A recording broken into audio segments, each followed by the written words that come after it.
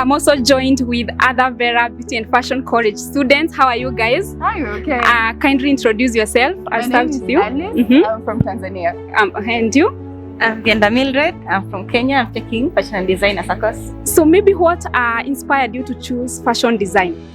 For me, it's all about fashion. First of all, like the creativity that people put and the efforts that wanaweka. Kuturn fabric from the plain fabric mpaka kuja construct na kuwa nguo kamili. That is what has inspired me. And what about you? What inspires me, as from my childhood, I like wearing unique things and things that I've made for myself. So getting to get to fashion, I joined fashion because I construct my own clothes with uniqueness that it will make to make the world colorful. Yeah, and I wanted to grow fashion in Kenya to build big brands like Boosie. Yeah, that is very nice.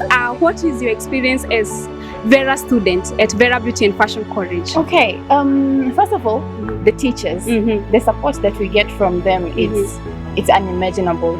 Kwa sababu they give us their time, wana make sure kwamba wanakusikiliza and they deliver what they promise. Wow. Yes.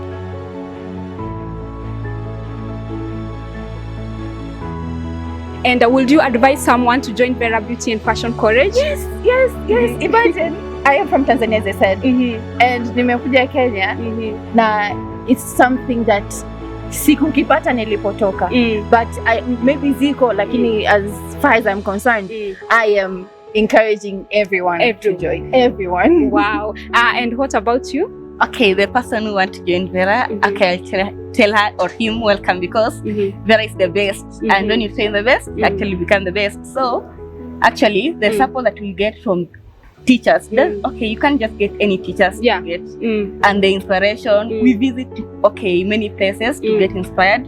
Yeah, that is very nice. I'm very happy to hear that from you guys. You can hear Vera Beauty and Fashion College is the best place to be if you have that dream of becoming a fashion designer.